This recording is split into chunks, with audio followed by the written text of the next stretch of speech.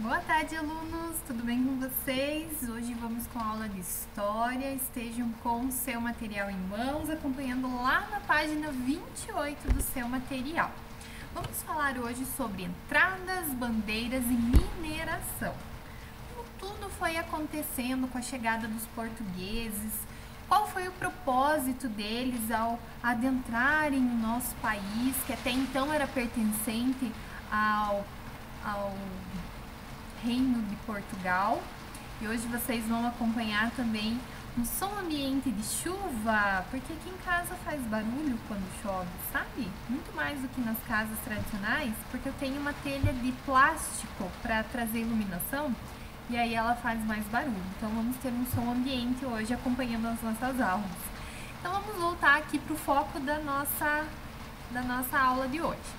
Então, quando os portugueses vieram para o Brasil, eles se localizaram principalmente na costa litorânea, porque assim eles ficavam de prontidão caso avistassem outros invasores, outros povos querendo colonizar estas terras que eles até então estavam conhecendo e desbravando a fim de busca por ouro, prata, riquezas.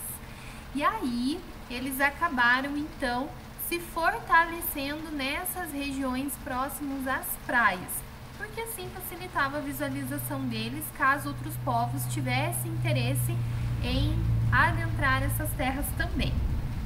Então as pessoas que foram desbravando todas as localizações ali do Brasil, todas as regiões, eram chamados de bandeirantes.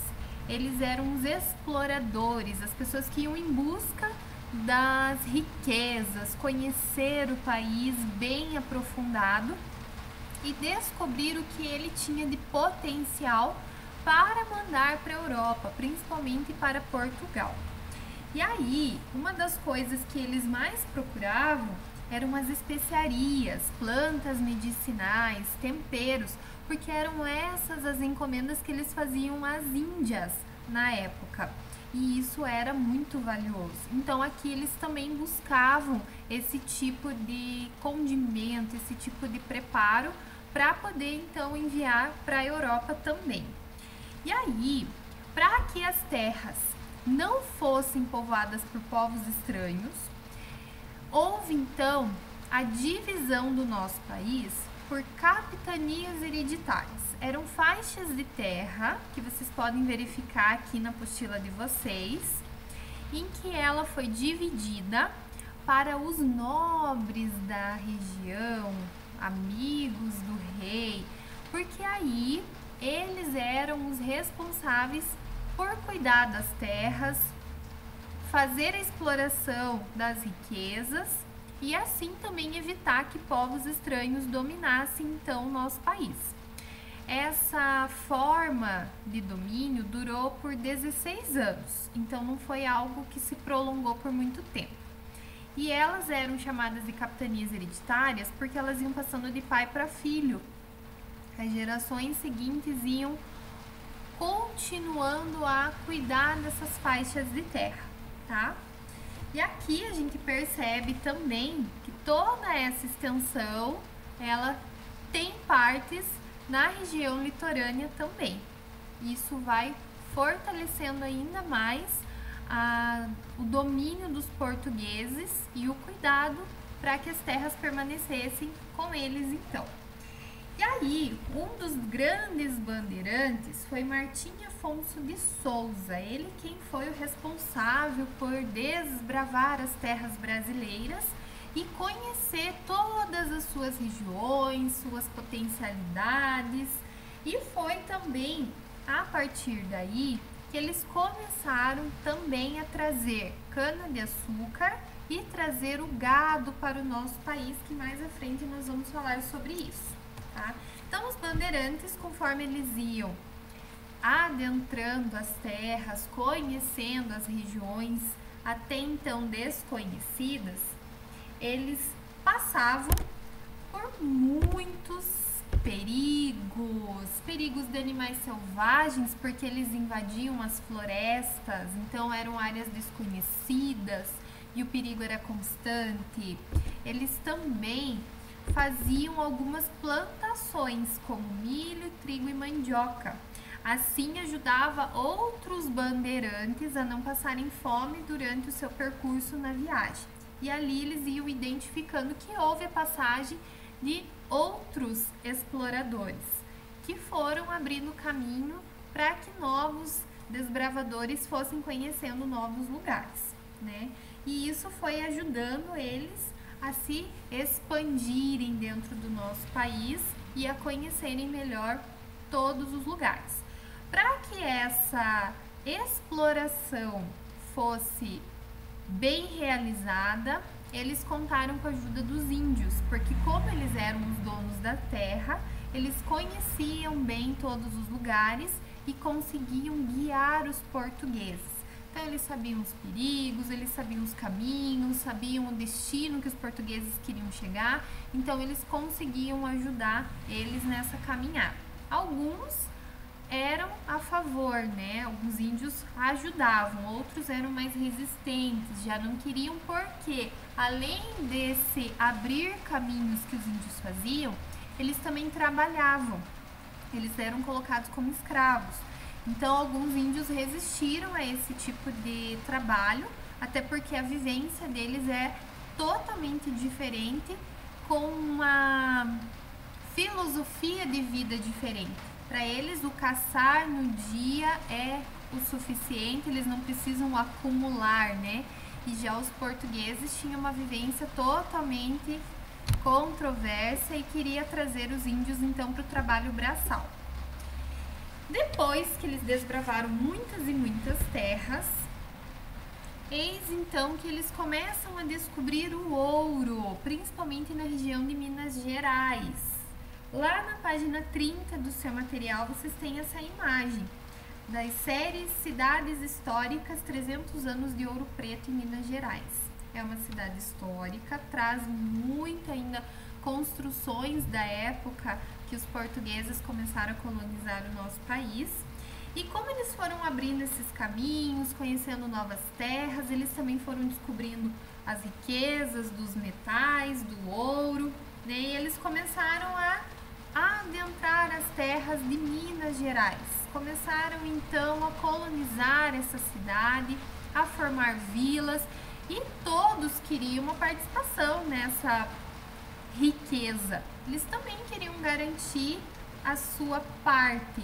E aí começaram a morar então nessas regiões, tá? E aí muitas das pessoas que saíram do litoral foram para a cidade de Minas Gerais, para buscar então mais ouro, mais riqueza, mais pedras preciosas. Começou então a mineração. Tudo começou então lá nas margens dos rios, quando eles encontraram o ouro de aluvião. E aí eles começavam a peneirar para encontrar as pepitas de ouro, né? Como essa mineração começou a render frutos, eles começaram também a ver outros elementos preciosos que foram explorados nas encostas. Então eles precisavam cavar, e aí começou uma mineração mais braçal, mais pesada, e os escravos, os negros, eram os responsáveis por esse tipo de mineração, esse tipo de trabalho braçal, forçado, pesado, que os portugueses não se atreviam a fazer, né? E aí, como os moradores da parte das praias começaram a ir morar mais para o interior, eles começaram a ter falta de alimento, porque a população super cresceu. E aí, para que essas pessoas tivessem alimentos, os tropeiros começaram a levar produtos para as cidades do interior. Eles eram os responsáveis, então, por carregar os sacos de comidas, animais e tudo mais que fosse ajudar nas vendas das cidades que estavam então sendo exploradas a fim de encontrar ouro e prata, né? E aí os tropeiros iam transportando os produtos em suas mulas, seus cavalos, para conseguir levar comida até essas cidades. E aí Aqui nós vemos então as formas de mineração. Aqui nós temos nesta primeira imagem a mineração peneirada, que eram nas margens dos rios, e aqui já a parte braçal, onde eles tinham que cavar para encontrar os metais preciosos. E os tropeiros carregando os alimentos, então, para chegarem às cidades. Aqui são os sacos de comida, os animais que eles conseguiam transportar e aí saciar a fome do povo, né? Que começou a popular, começou a adentrar as cidades. Já estou até criando palavras novas aqui.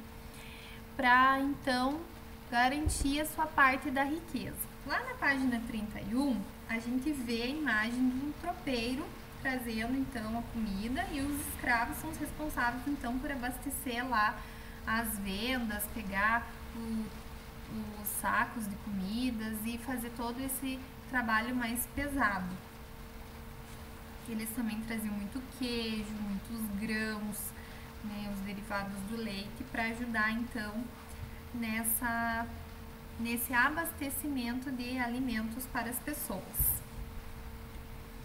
Então, meu povo, aqui começou então a parte da natureza começar a estar em prejuízo, onde começou então essa questão da mineração, a gente tem até hoje, né?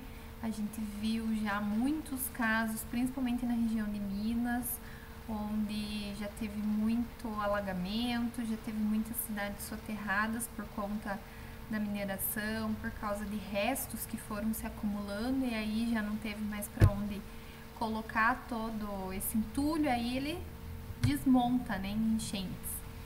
Então aqui a gente já começa a ter as nossas terras desmatadas, devastadas e o nosso futuro, que é o nosso presente, né, está então em grande ameaça, porque esse trabalho ainda continua sendo feito de forma bem desestruturada, desorganizada, e a natureza vai começando a dar indícios de que alguma coisa precisa ser feita, que não está legal, né?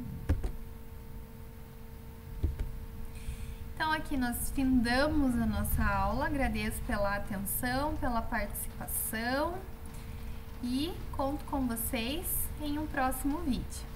Tchau, galera!